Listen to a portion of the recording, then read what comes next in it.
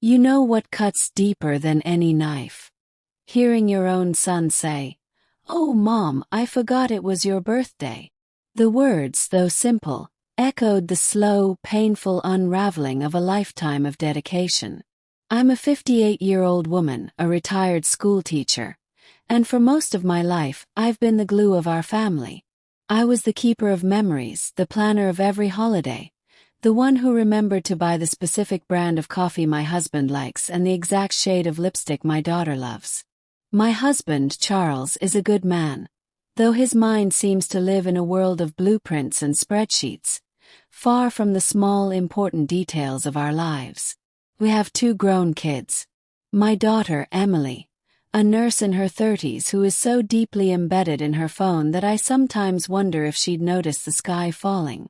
And my son, Adam, a businessman who never seems to have time for anything but work and crazy projects. Birthdays in our family used to be magical. I went all out for everyone. For Emily's 10th birthday, I organized a scavenger hunt that led her through the entire neighborhood to find her new bike. For Adam's 16th, I secretly helped him restore an old car engine, presenting him with a fully working motor on his special day. My own birthdays were once met with handmade cards and lopsided cakes, but as the years went on, once I stopped being the organizer, my special day seemed to disappear. This year, my 58th birthday felt different. It was a marker, a signpost on the road to 60. I woke up early, filled with a mix of hope and anxiety. I put on the silk blouse Charles had bought me for our anniversary years ago. I even baked myself a little lemon cake, its sweet citrus scent filling the silent house, a hopeful signal that anyone would stop by. But the day stretched on, a long, quiet testament to my invisibility. By 3 p.m., the pit in my stomach had grown into a cavern. I finally caved and called Emily. "Mom, I'm at work." "What's up?" she answered with her usual rushed tone. The sound of her typing in the background was louder than her voice. "Sweetheart, do you know what today is?" I asked, my voice barely a whisper. Silence. Then a sharp intake of breath and a guilty, forced laugh. "Oh no, Mom. I'm so sorry. Completely forgot. Things have been crazy with a new rotation. Can I make it up to you next week? I'll bring the kids over." My heart sank. It wasn't about the party.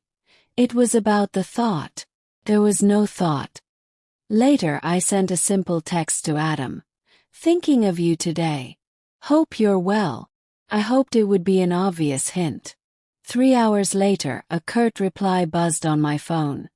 "Oh shoot. Mom, happy late birthday. Things have been crazy here. Hope it was good." The phrase, "happy late birthday," felt like a cold, official notice of a day they had already dismissed. And Charles. He walked in at 6 p.m., dropped his briefcase, kissed my cheek and said, "What's for dinner?" Not a single word, not a single memory. The lemon cake sat on the counter, an indictment of my misplaced hope. My hands were shaking as I sliced it for the 2 of us, my chest feeling as though a brick were sitting on it. That night, lying in bed, staring at the ceiling fan's rhythmic churn, I made a decision. If they thought I was invisible, I would make them see me in a way they never had before. The next morning, I poured myself a hot cup of coffee, sat at the kitchen table and opened my laptop. I wasn't going to mope or complain. No, I was going to treat myself to something that no one could take away. Something that was purely for me. I logged into an online travel agency and, with a few clicks, booked a luxury vacation. A 7-day, all-inclusive trip to the Caribbean. I chose an ocean view suite, gourmet dinners, and a full menu of spa treatments. I spared no expense. After all, I had been saving a little rainy day money from years of tutoring and side jobs. Well, it was storming in my heart, and I was ready for sunshine. But here's where the lesson took shape. I didn't tell them. Not at first. I let the days tick by. 2 weeks later, the day before my flight, I casually dropped it into our family group chat. I typed, "Hey everyone, just letting you know I'll be out of town for a week. Headed to the Caribbean. Finally treating myself." My phone buzzed within seconds. "Emily. Wait, what? When did you plan this without us? Who are you going with?" "Adam. Caribbean. That's incredible. How did you organize this? Do you want company?" "Charles. You didn't say anything about a trip. Where are you going?"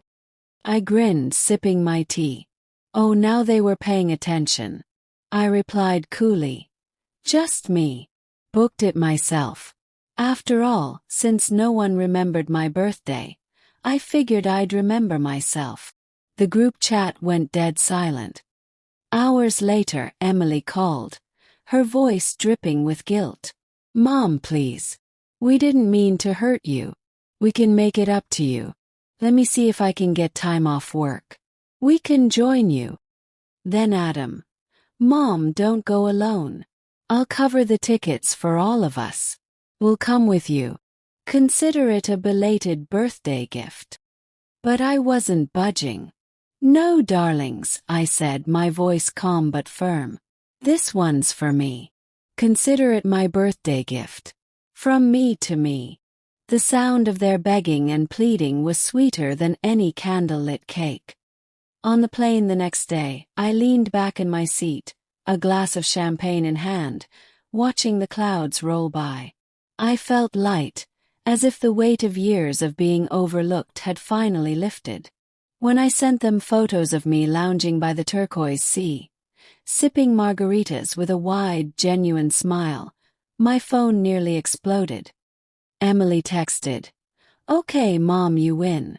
Next year we're throwing you the biggest birthday ever. No excuses." Adam added, "Lesson learned. You're the queen.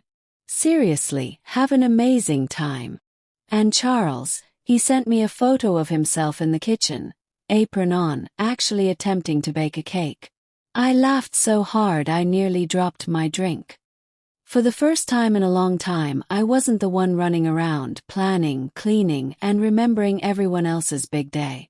I was the one being celebrated, and it was a celebration I had planned for myself. When I came home a week later, they were all waiting with balloons, flowers, and a beautiful store-bought cake.